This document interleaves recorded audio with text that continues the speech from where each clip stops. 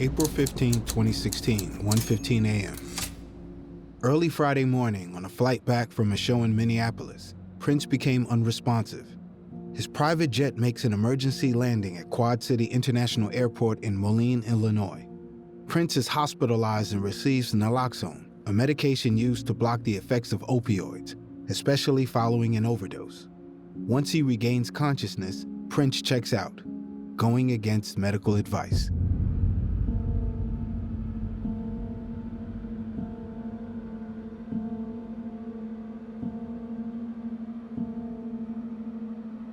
Wednesday, April 20th. Prince's representatives call Howard Kornfeld, a California specialist in addiction medicine and pain management, seeking medical help for the Starr. Kornfeld schedules an appointment for the following day, a meeting that Prince would never attend.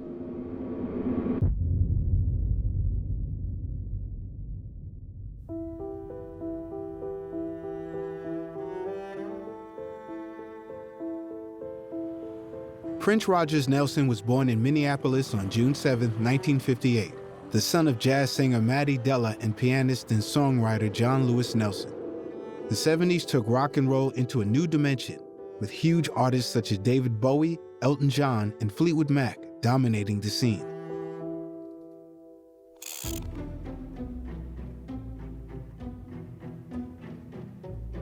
When witnessing Prince for the first time, many would consider his appearance to be striking. His enthusiasm could be heard in his voice as he would speak to the band. He presented a respectful demeanor to his fans, known to look them in the eyes when greeting them, treating them as equals, an uncommon trait found in the heart of Los Angeles. He was the guy. When everyone else was taking a coffee break, having an ice cream, Prince would be the one who would stay in the studio practicing. When they came back, he was still there. When they left, he was still there. The product of a broken home, Prince found refuge in music. By his early teens, he'd mastered multiple instruments and was fronting his first band, Grand Central. A demo tape by the young prodigy resulted in major label interest, and an 18-year-old Prince signed to Warner Brothers, insisting on the right to self-produce his music. Prince released his first album, For You, in April 1978, to minimal fanfare. Soft and Wet introduced his erotic approach, while I Want to Be Your Lover and Why You Want to Treat Me So Bad. From subsequent albums, Prince suggested his musical range and significantly upped his profile. Prince wrote his first song when he was just 7 years old. He would go on to sell over 100 million albums worldwide. He became one of the most iconic artists of all time, contributing to film, fashion, and music. But the one constant in life which sustained his creativity was his unparalleled work ethic. He played all those instruments, wrote all those songs. There was no doubt he was doing what he should have been doing in life. I listened to all kinds of music when I was young. And when I was younger, I always said that one day I was going to play all kinds of music and not be judged for the color of my skin, but the quality of my work. Prince was known to be a perfectionist. The music industry is now commonly riddled with auto-tune and vocal enhancement. Prince, however, refused any support that did not derive from his own efforts. He was detail-oriented, with the ambition to do everything himself in order to get exactly what he needed, to exact specification. It became well known that after stage performances, Prince would get the band to review what they had done. If any note was loose, he would be known to criticize them to ensure no mistakes would be made in the future. His perfectionism, though daunting, acted as a catalyst for those who surrounded him to work even harder in order to achieve their own goals. Interest in the youthful Starr was further kindled by Dirty Mind, a provocative and funky album that appeared like a directional marker at the start of the 80s. The jittery, new wave-ish When You Were Mine became a club hit, yet Dirty Mind largely proved too hot to handle for the radio. It didn't take Prince long to upend the music world with his startling demeanor. He rewrote the rulebook, forging a synthesis of black funk and white rock that served as a blueprint for cutting-edge music in the 80s. One of the remarkable things Prince will be remembered for is the way he could change genres of music absolutely fluently. Whether it was pop rock or funk or R&B, he would change the music from song to song on an album. He could tackle music from a wide range and could merge them to experiment. What defined Prince was his determination to succeed. To prove himself as one of the most committed artists, he was able to do almost anything.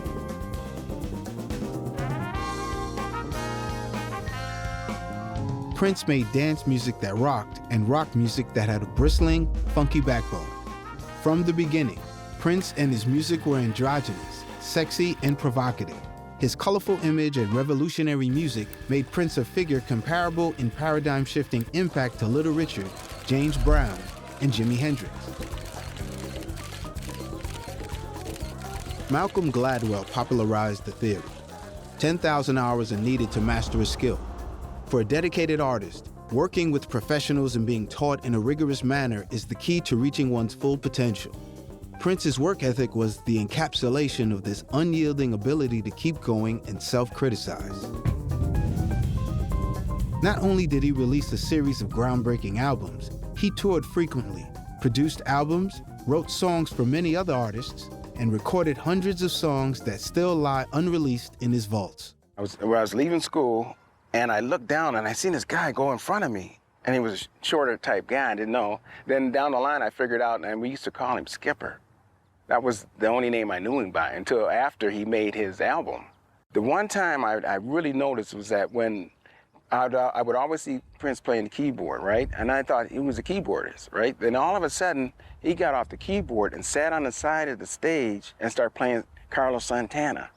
And that's the first time I ever heard him play the guitar, and it was masterful. The Dirty Mind album was unfit for radio airplay. When You Were Mine became a huge part of Prince's early career. The song had become a standard of sorts, being recorded by various artists, including Cindy Lawson. Prince began making a name for himself through sexualized means, but he was willing to adapt, only to return to his rambunctious nature when the Controversy album was released. He was a sex symbol, and being a young kid and seeing this person who was viewed in that way, that was him. He just really, he drove women crazy, and yeah.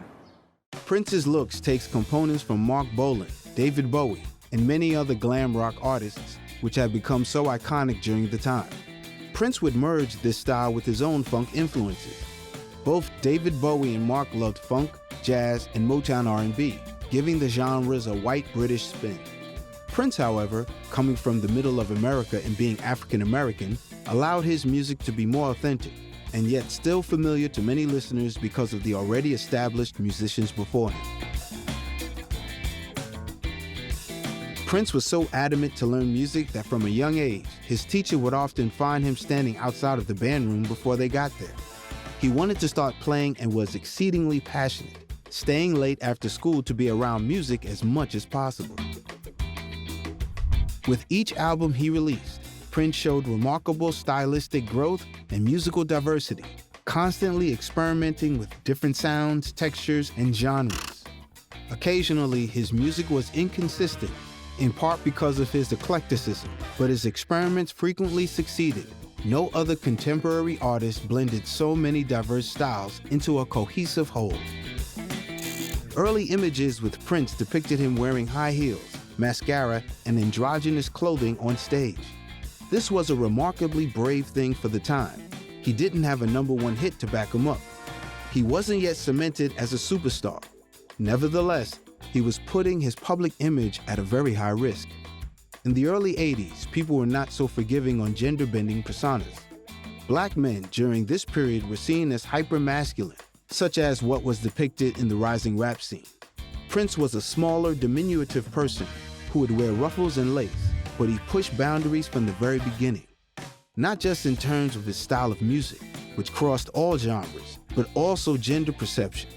He was not scared to appear as a seemingly heterosexual man who was hyperfeminized.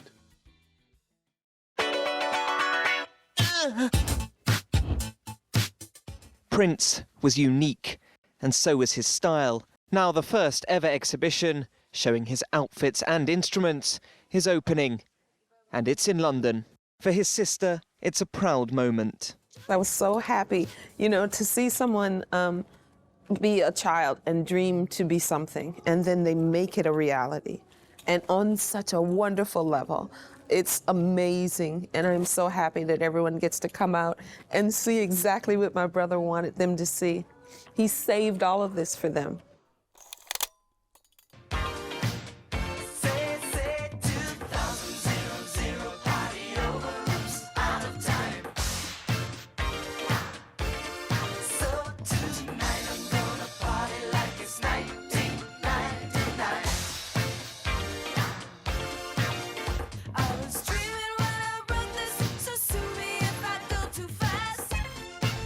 Prince's breakthrough was in 1999, a self-produced double album made at his home studio.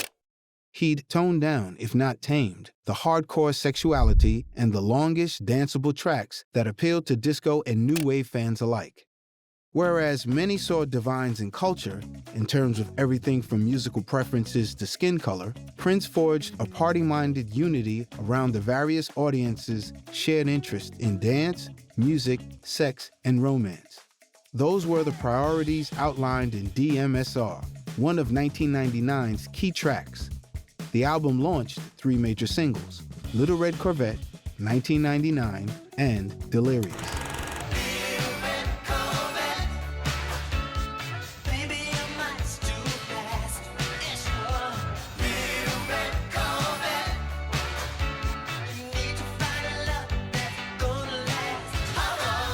Little Red Corvette was sung by many, including the youth, possessed sexualized undertones which was prominent, even in his own stage persona. His provocative image was portrayed through his movements, but he never tried to be explicit for explicit's own sake. Prince's eroticism was in line with the characters he would manifest on stage, treating them as meaningful storytelling tools. He was brought to the attention of Warner Brothers Records by a third-party representative. He was considered so good that he should work with Maurice White. It was near impossible during this period to be matched with a producer as successful and as powerful as Maurice. However, to the surprise of everyone, Prince declined the offer, opting to find his own path, to play all of the instruments himself. Even from the age of 17, he was completely determined to be in charge of his own career.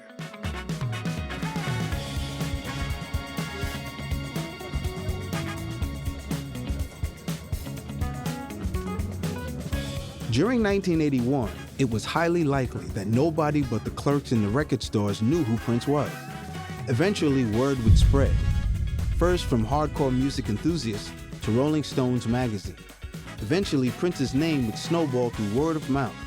However, 1999 with the revolution sent Prince straight into the mainstream. From this point on, he found huge creative influence. He could give a song like Nothing Compares to You to Sinead O'Connor and have it be nothing but an ordinary exchange. In the 1999 BET Tonight interview, Prince famously said that he got into music and doing what he did was because he loved playing, to jump off pianos. No matter what, the art always came first and the money and the romance came after. Since you took your love away,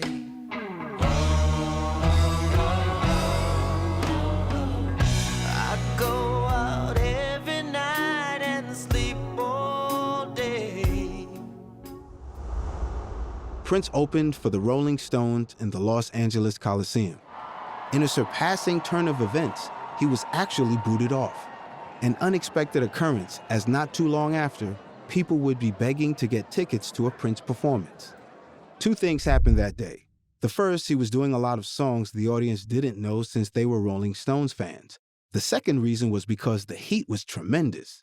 Prince wearing the black trench coat didn't help either.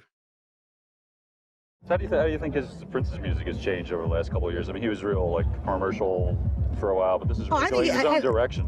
Yeah, I think he can do that. He always could. I think he can do it well. He can do whatever he wants to do. Yeah, he was a tad commercial at the beginning, but there was something to it, an edge that wasn't so commercial. Yeah, there was something that wasn't so. But now he seems to be really going. Yeah, wherever I think so. Yeah. Do you hang out with him a lot? No, we talk on the phone, no. Like late at night or something? Well, it depends on where he is and where I am. But What do you discuss? You can tell us. music. Superstar.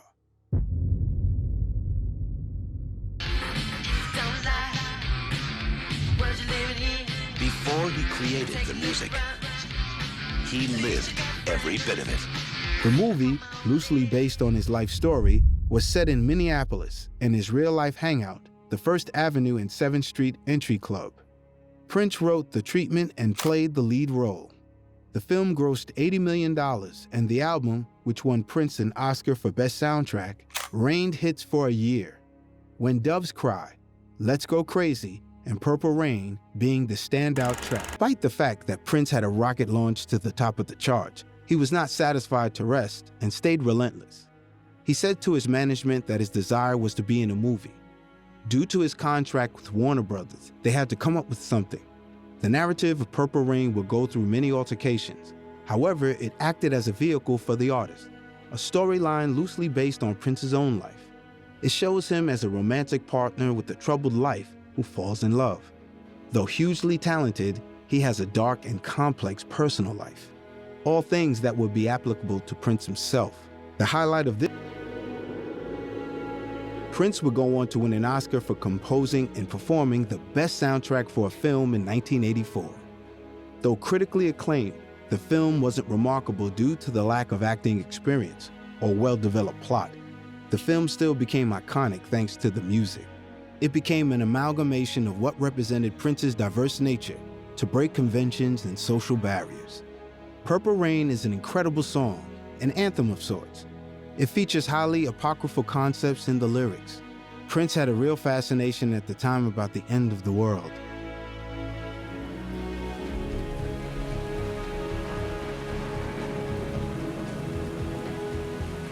The name itself, Purple Rain, alluded to the apocalypse. The sky turning red and blue as it rained purple. It was perceived to be about existing with the person or beliefs you love. The song and feature film was a miracle. People didn't know where it had come from. There was no evidence Prince could perform in a movie, and yet he did. The line frequently used was that this was the best rock movie since A Hard Day's Night. For any other artist, Purple Rain would have been a hard act to follow, but Prince already had another album in the works. Around the World in a Day, a tour de force of psychedelic soul released in 1985, it became the second consecutive #1 album and the first to appear on his own Paisley Park label.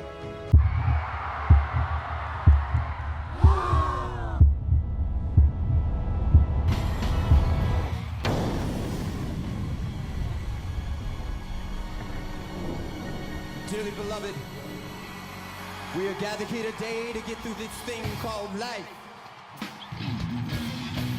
Oh no, let's go. You don't lie. The world we're living in. Take a look around. At least you got friends. So come on, lady. No friendly word. Picked up the phone, dropped it on the floor. To many, Prince's Super Bowl performance in 2007 was the greatest Super Bowl performance ever done. In 40 years, not once was it known to have rained during a feature. Prince was told it had begun to drizzle that morning and that it would be raining, making it incredibly difficult to perform in an opera arena. His response? Make it rain harder.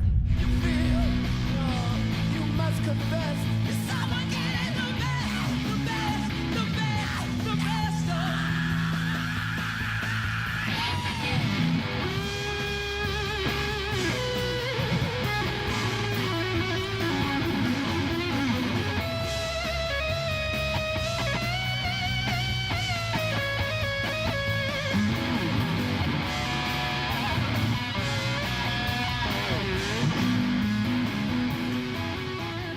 The circumstances in which Prince had to perform could traditionally only be seen in fiction. The stage was flooded. The downpour was tremendous. The stage was a slick tile, made only worse due to the water. And Prince chose to make it work for him.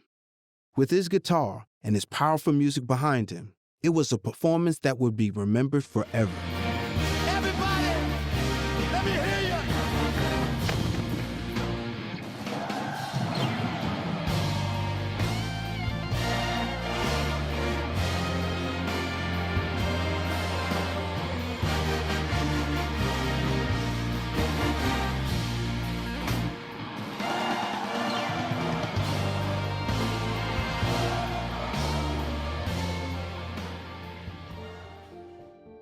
With Prince's mania in full effect, the album generated 2 more top 10 hits, Raspberry Beret and Pop Life. Even a bad film, Under the Cherry Moon, Prince's first real miscue, couldn't halt his momentum, as the accompanying soundtrack, Parade, including the classic Kiss, his third #1 single. In 1984, Prince recorded a song called Paisley Park for his 7th record, Around the World in a Day. Its lyrics imagine a kind of utopia and sanctuary, themes he often would explore, places where his spiritual anxieties were assuaged. 3 years later, it was real. In 1987, Prince built a 65,000 square foot, $10 million recording complex in Chanhassen, Minnesota, and called it Paisley Park. It was intended to be a commercial facility. Madonna, R.E.M., and Stevie Wonder all recorded there. But by the end of the 1990s, it had stopped accepting outside clients.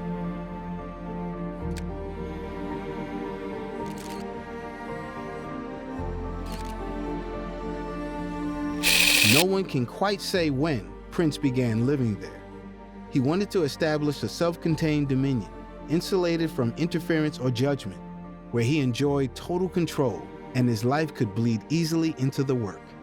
Around this time, Prince talked about dueling identities within himself, conjuring characters that represented his good side, Camille, and dark side, Spooky Electric. The latter had its say on the Black Album, a controversial, hardcore set that was aborted shortly before its intended release. In its place came Love Sexy, which contained the terrific Alphabet Street. Commercially, Prince found himself back on top in 1989 with his soundtrack for the first Batman movie. Prince's dense, tangled funk meshed with film producer Tim Burton's dark, gothic vision, resulting in the album Batman and the single Bat Dance shooting to the top of the charts. It was followed in 1992 by an album that marked the first appearance of the symbol that Prince would formally adopt a year later as his name. Ironically, the disc, whose title was a symbol, and therefore referred to as the Love Symbol album, opened with a song called My Name is Prince. The numerology-minded 7 peaked at number 7, but Prince's most infectious funk workout, Sexy MF, proved too profane for radio. We're all alone in a villa on the Riviera. Got some friends on the south side in case you care. Out of all of your friends, I want to be the closest. That's why I tell you things so you'll be the mostest when it comes to life. To be this man's wife, you got to be well educated on the subject of fights. I mean the prevention of, in other words, it's REL meaning of this thing called love. Still, Prince seemed to be on a roll. In August 1992, he signed a contract extension with Warner Brothers for 6 more albums, and he acquired the title of vice president with the label. However, by the mid-90s, relations would sour as he began appearing in public with the word slave scrawled on his face while agitating to get off the label. In 1993, Prince launched an independent label, NPG Records. 1-800-New Funk, his next single, The Most Beautiful Girl in the World, which also appeared on NPG, marked a return to shot-making form. Make it rain harder. Meanwhile, relations with Warner Brothers, to which he was still contracted, were deteriorating badly. The release of the Gold Experience was delayed while he argued with the label. And he is disenchanted with what he saw as an it. unfairly one-sided relationship between label and artist that rendered the latter a slave, Prince was let out of his contract with Warner Brothers in 1996. His last album of new music for the label was Chaos and Disorder. After being liberated from his former label, he quickly resumed his prolific ways. Emancipation, a 3-disc set, attested to the artist's creative explosion after being granted contractual freedom. With his newfound freedom, Prince went on to release 1998's New Power Soul, an early album credited to New Power Generation. Rave Unto Joy Fantastic gave Prince the best of both worlds: artist ownership of his work and major label distribution. The album was notable for its production credit, Prince, which marked the first time he'd reverted to his old. February 2004, Prince appeared with Beyoncé at the Grammy Awards, playing his own Purple Rain, Let's Go Crazy, and Baby I'm a Star, along with Beyoncé's Crazy in Love. A month later, he was inducted into the Rock and Roll Hall of Fame. During the closing ceremony, he played the song-ending solo on George Harrison's While My Guitar Gently Weeps, wowing the audience with his ferocious virtuosity. Together, these performances made Prince the talk of pop music again. From mid-2010 through the end of 2012, Prince toured throughout Europe, America, Europe again, Canada, and Australia. During 2013, he released several singles, starting with Screwdriver and continuing with Breakfast Can Wait in the summer of that year. All this activity was prelude to the spring announcement that Prince had re-signed to Warner Brothers Records, the label he had feuded with 20 years prior. As part of the deal, he wound up receiving the ownership of his master recordings, and the label planned a reissue campaign that would begin with an expanded reissue of Purple Rain, roughly timed to celebrate its 30th anniversary.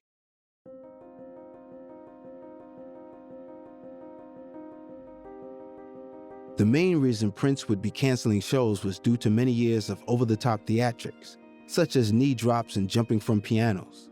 Doctors were passing him many prescriptions to help ease his physical pain. It became a common debate to wonder how much drugs took part in Prince's life.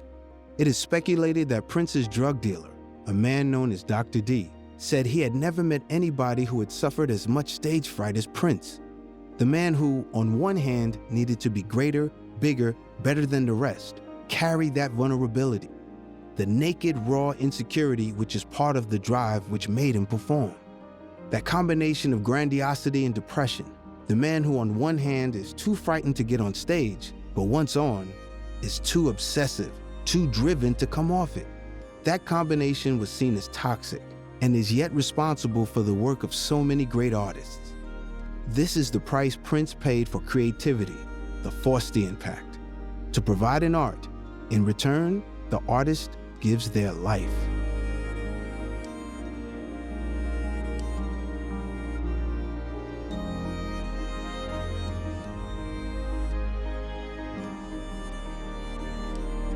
Thursday, April 7th. At the Fox Theater, Atlanta, organizers canceled 2 performances claiming that Prince was battling the flu.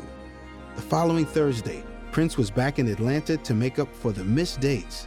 By all accounts, he was giving his all in the incredible performances, doing 4 encore tracks. Prince was performing again to the very high standard he had set for himself over the years.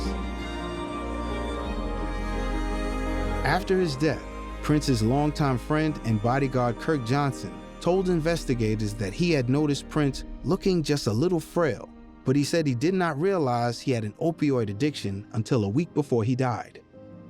The addiction derived from long-term use of painkillers to deal with a hip injury, stemming from decades of punishing live performances. In Atlanta, on the night of Thursday, 14th of April, there was little to suggest to Lucy Lawler-Frez, the concert promoter, that the star's life was already in danger. He wasn't feeling well when he arrived, she recalled, but you wouldn't have known. He just said he wasn't feeling 100%. He did a brief sound check. You wouldn't have known he was sick. The shows were phenomenal. He gave it his all. But we knew he wasn't feeling well because he normally does an after party. He did not. He was there an hour before he was due on stage and left immediately after. He wanted to go straight to his plane and go home. Airport dispatch, this is Heath. Hey, Chicago Center calling here. We've got an aircraft who is diverting into Moline, a jet speed 990. Okay, do you know what about? I don't know. I'm getting details now, but they want an ambulance ready. Give me 1 second. I'll get you some information here. I've got the other guy on the line here. Hey, Dan, what's the nature of the emergency? What's the nature of the condition? Do you know male, female, age, anything? Okay, got it. An unresponsive passenger, they're not sure male, female, or age. Unresponsive passenger, then they need an ambulance.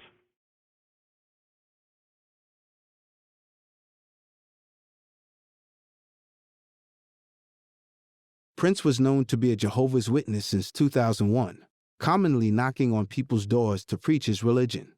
This choice, however, left Prince unable to have major medical procedures. His body was decaying, and yet he refused to have hip replacement surgery because it was not bloodless. He instead relied on opiates to deal with the pain.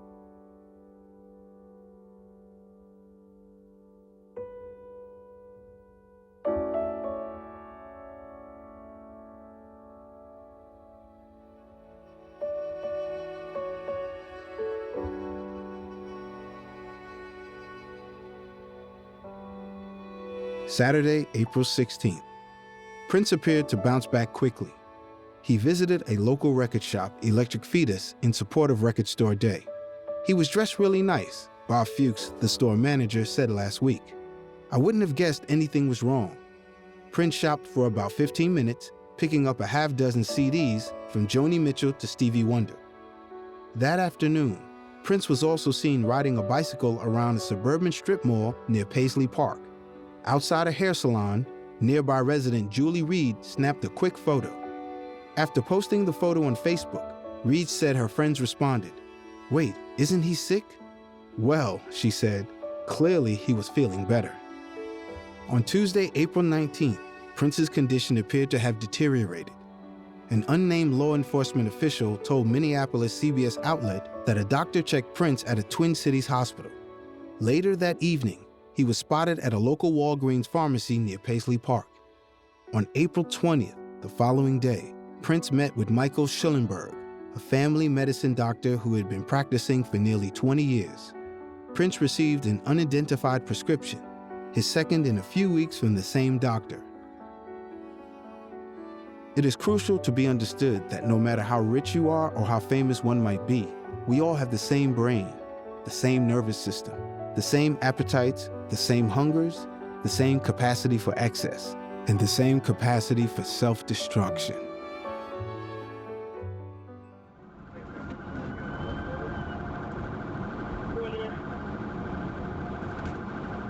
Someone in Prince's camp reached out to Howard Kornfeld, a Mill Valley, California doctor who runs an outpatient clinic specializing in treating addictions.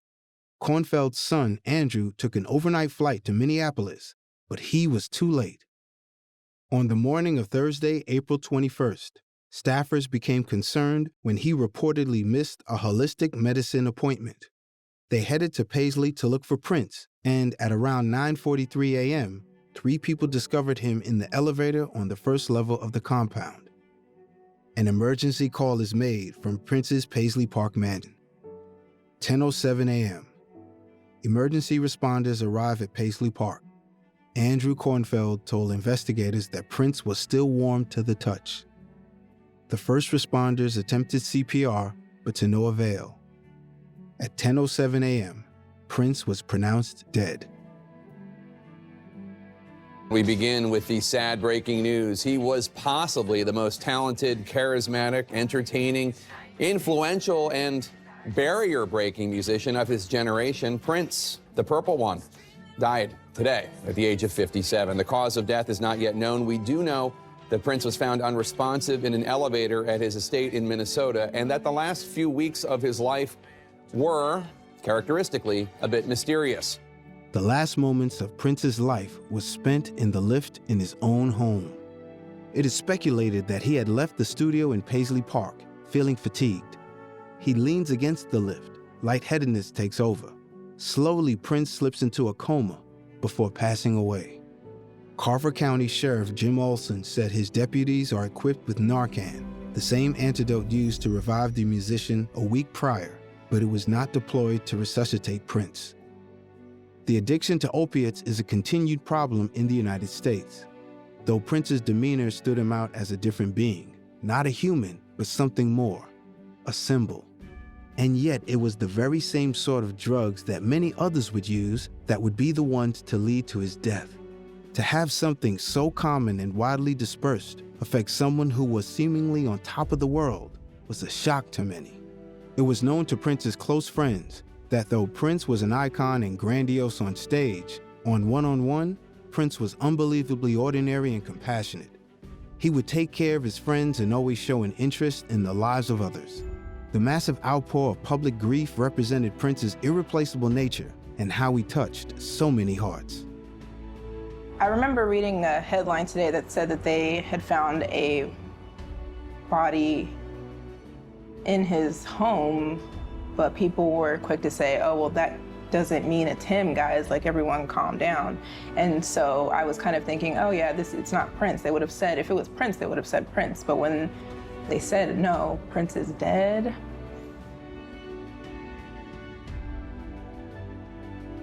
I don't know, how can there not be Prince? And then he's Like 57 is so young, and I connect him to my mom, you know, like she's a fan of Prince, and I don't know.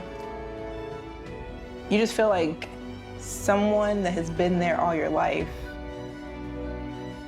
is just gone. So it was sad.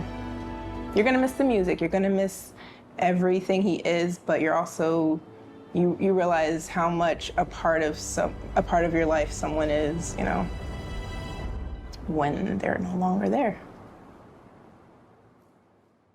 Prince was awesome. Prince was really great.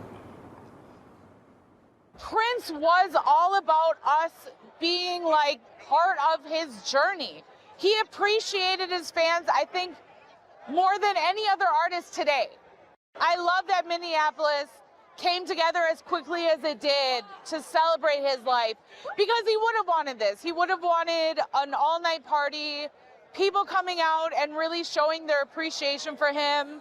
He was all about the party. As long as there was like great music, he was about it. The love and caring that everybody's giving each other, showing one another, you know, in remembrance of him. That is something so beautiful, because that's what he stood for. You know, he was the greatest artist of all time. There'll never be another one like him.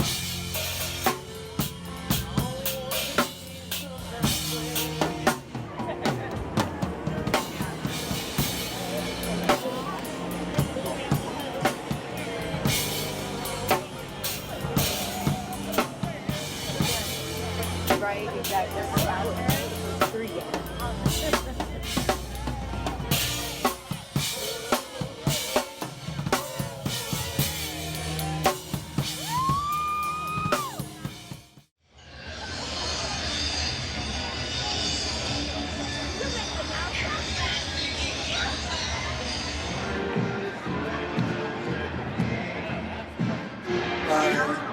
And my son and my daughter down there have not had a chance to see Purple Rain. They're a little young for it, but we want to come down and see the movie and just be here with the crowd, paying our respects to Prince. What did you think of the atmosphere?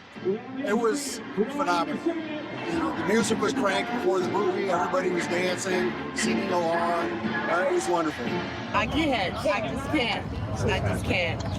Even my best friend's funeral. I just want this to be a hoax. I want this to be a hoax. And they said, "Oh, we made a mistake." Facebook thinking that somebody was we made a mistake. It's not what somebody else that he found. Exactly. And it wasn't somebody else. It wasn't Prince Rogers Nelson. You hear me, girl? It wasn't him. It's hard. Jessica, where were you when you first heard about? I was at home, and as soon as I heard about it, I texted my mom, and if she wasn't in class, we would have been up here immediately. So it was pretty sad. What was your favorite Prince song? Purple Rain. It seems to be a classic. Absolutely. Little Red Corvette was really good too. Love that song. Since Prince's death, the cause of which remains unknown, the worldwide press has rhapsodized about Prince's otherworldly talents and profound impact on pop music.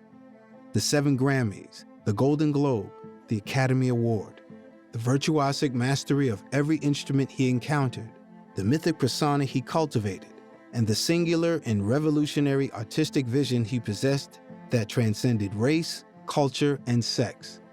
They're the legendary parts that composed Prince, an unparalleled force who was taken too soon, but whose work will radiate into eternity. I knew his album was coming out, so every week I'd go to this record store and go, "Did it come?" And he'd go, "No." And then I'd go, "Did it come?" One day I said, "Did it come?" He said, "Yes, it's here." He put it on. I said, "Can you play it outside?" And he played it outside. And it was so, it made me so happy that he had got what he always dreamed of doing. I said, "Turn it up." No one knew, and I stopped people, random people. I said, "That's my brother."